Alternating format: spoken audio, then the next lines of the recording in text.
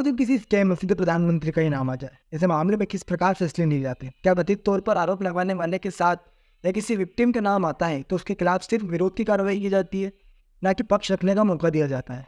क्यों ऐसे मामलों में विभागों द्वारा एक तरफा जांच की जाती है?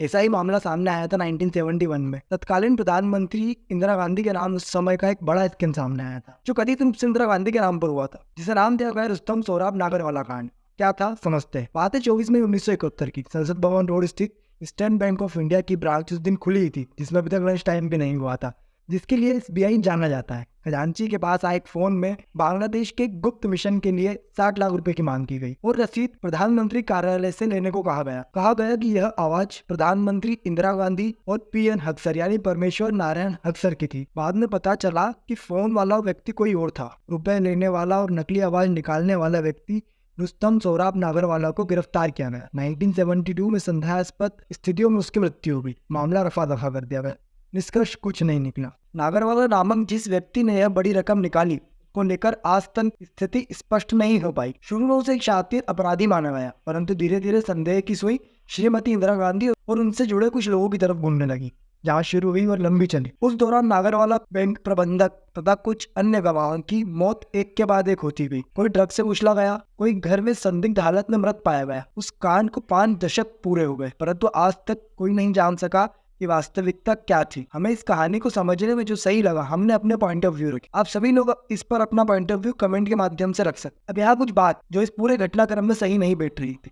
उस समय रुस्तम सोहराब नागरवाला जो कि फेशियल पैरालिसिस से ग्रसित थे। इस पैरालिसिस में बोलने में दिक्कत आती है, कोई स्पष्ट नहीं बोल पाता, क्योंकि पैरालिसिस में हम लोग खुद जानते हैं, हम लोगों ने कभी सुना होगा कि लेफ्ट साइड का में मोस्टली बहुत सारे लोगों को लेफ्ट साइड या राइट साइड में पैरालिसिस होता है, तो उसमें इंसान का आधा शरीर काम करना बंद कर देता है, सुन्न हो जाता है। तो फेशियल पैरालिसिस से ग्रसित थे, बोलने में दिक्कत होती है। इसके बावजूद उसने प्रधानमंत्री की हुबहू आवाज निकाली कैसे, यह बात किसी को अजब नहीं। कुछ और सवाल भी थे, मसलन पैसे किसके अकाउंट से निकाले गए थे। इतने बड़े पब्लिक सेक्टर बैंक का एक अफसर क्या सिर्फ एक फोन पर 60 लाख रुपए देने को तैयार हो सकता था? और इतना तैयार कि पहुंचने के लिए अधिकारी बैंक की ही गाड़ी का उपयोग करने लगा। या फिर इस प्रकार का लेनदेन पहली बार नहीं हुआ था, क्योंकि फोन पर ही पैसा दिया गया। उससे लग रहा था कि फोन पर 60 लाख रुपए जितनी बड़ी रकम उस समय रिलीज करना या तो आम बात थी। ये सब तहकीकात शुरू होती उसके पहले नागरवाला पर केस शुरू हुआ और नागरवाला ने तुरंत जुर्म कबूल भी किया। कबूलनामे में नागरवाला इसे महान राष्ट्रीय महत्व का मामला बताया। कहा कि उसने हाथों हाथ प्लान बनाया ताकि बांग्लादेश की हालात को ध्यान में लाया जा सके। क्या प्रधानमंत्री के नाम से कोई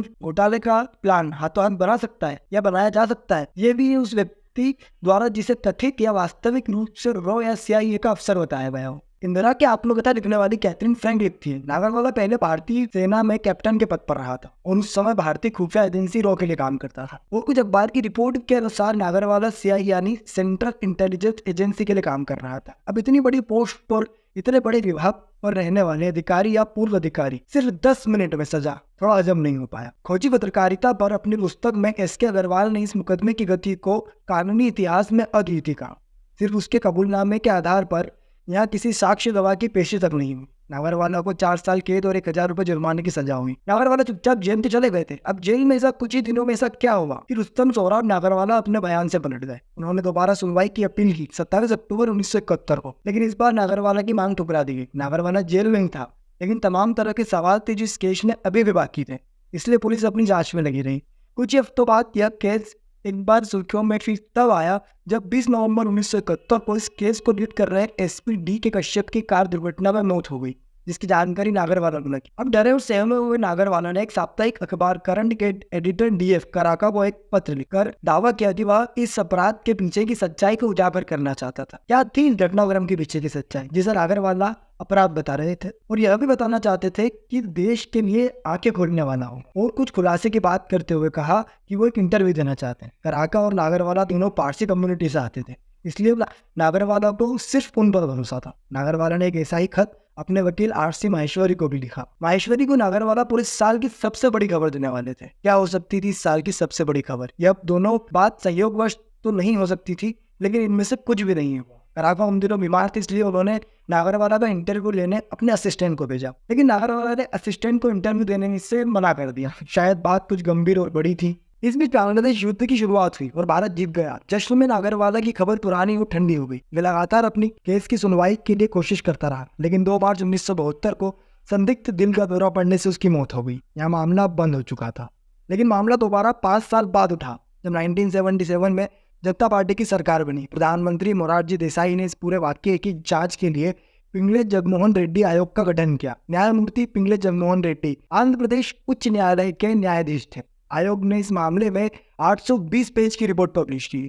आयोग ने सीधे तौर पर इंदिरा गांधी पर कोई इल्जाम तो नहीं लगाए, लेकिन यह जरूर कहा कि उनकी सरकार के अधिकारियों ने इस केस की जांच में अड़ंगे डाले। उसी साल इंडिया टुडे मैगजीन ने अपनी कवर स्टोरी में इस केस का एक और पहलू उजागर किया। रिपोर्ट के अनुसार 1971 में भारत ने बांग्लादेश के मुक्ति वाहिनी के गोरिल्ला लड़ाकों को ट्रेनिंग देना शुरू कर दिया था और संभवतः 60 लाख रुपए भी इसी काम के लिए भेजे जाने वाले थे। नागरवाला ब्रिटिश आर्मी में इंटेलिजेंस अफसर रह चुका था। गिरफ्तारी के तुरंत बाद उसने प्रधानमंत्री से बात करने की मांग की। जब यह मांग ठुकरा दी तो उसने बीएसएफ के डायरेक्टर जनरल खुसरो फरामोर्ज रुस्तम जी से बात करने की मांग की, जिनके परिवार से उनके पुराने रिश्ते थे। वह भी नहीं हो पाया। इंडिया टुडे की रिपोर्ट में अनुमान लगाया गया कि संभवतः पैसे भेजने का दिन तरीका था और deputy head cashier Suhel Singh और उनके सीनियर की जल्दबाजी के चलते यह बात बाहर आ गई और पुलिस तक पहुंची। अब किसी को तो बकरा बनाना पड़ता, जिसके चलते नागरवालों को बनी का बकरा बनना पड़ा। जगनमोहन रेड्डी आयोग ने भी माना इस केस में 4 पहलू थे जिसके समय रहते जांच नहीं हो पाई।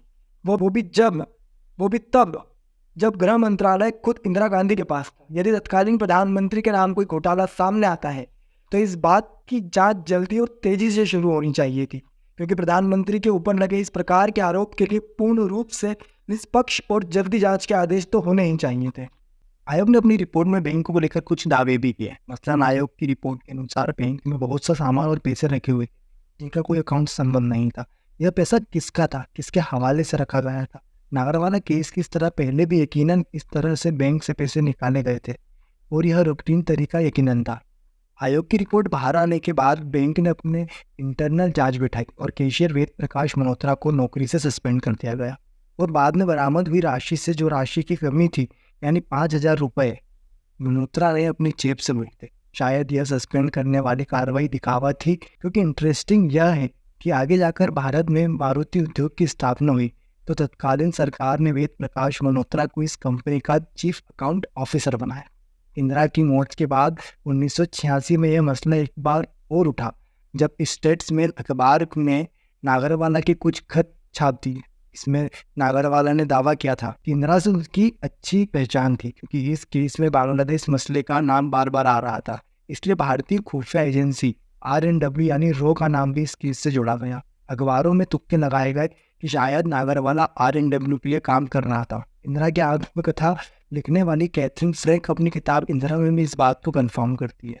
ब्रिटिश ऑथर कैथरीन फ्रैंक लिखती है अपनी किताब इंदिरा में, नागरवाला पहले भारतीय सेना में कैप्टन के पद पर रहा था और उस समय भारतीय खुफिया एजेंसी रॉ के लिए काम कर रहा था। हालांकि RNW के सूत्रों ने इस बात का खंडन किया है। RNW के अलावा CIA का नाम भी इस केस के साथ जोड़ा गया। BBC ने नागरवाला केस पर अपनी रिपोर्ट में हिंदुस्तान टाइम्स के 2 अंकों का जिक्र किया। 1986 में नवंबर महीने में निकले अंकों ने इस केस में CIA की भूमिका पर सवाल उठाया था। अखबार की रिपोर्ट के अनुसार नागरवाला CIA के लिए काम करता था और इस पूरे प्रकरण का उद्देश्य इंदिरा गांधी सरकार की बदनामी था। असलियत क्या थी? ऐसा कहते कि यह सच तो रुस्तम सोहराब नागरवाला के साथ ही चला गया। यहाँ वो सवाल आते, क्या इंदिरा गांधी का नाम बदनाम किया जा रहा था? तो गृह मंत्रालय उन्हीं के पास था। किसी जांच के आदेश क्यों नहीं दिए गए? ऐसा कोई पहला मामला नहीं था जिसमें इंदिरा गांधी का नाम सामने आया। जयगढ़ किले के खजाने में भी इंदिरा गांधी के डकार जाने का जिक्र हुआ था। एक दैनिक भास्कर की एक रिपोर्ट के अनुसार मुलायम सिंह यादव ने कांग्रेस पार्टी पर जोरदार हमला बोलते हुए कहा, घपले घोटाले करना कांग्रेस का इतिहास रहा है। आजाद भारत में पहला घोटाला पंडित जवाहरलाल नेहरू के शासनकाल में फौज की जीप खरीदने में हुआ था। पंडित नेहरू ने सरकार में कमीशन खोरी के चक्कर में भारतीय फौज के लिए घटिया क्वालिटी की जीपें खरीदी। तत्कालीन सेना प्रमुख ने उन घटिया जीप को लेने से मना तक कर दिया था। उसके बाद भी जीपें बंदरगाह पर खड़े खड़े चढ़ गई थी। उसके बाद कथित घोटालों में इंदिरा गांधी का नाम आया, जिसमें मारुति घोटाला, कुओ ऑयल डील, बोफोर्स घोटाला, इंडियन बैंक। खैर जो भी हो, प्रधानमंत्री पर इस प्रकार के आरोप प्रत्यारोप लगते रहते हैं। कितना सच कितना झूठ यह बात भगवान जाने। अलविदा दोस्तों, कल होती है मुलाकात। जय हिंद।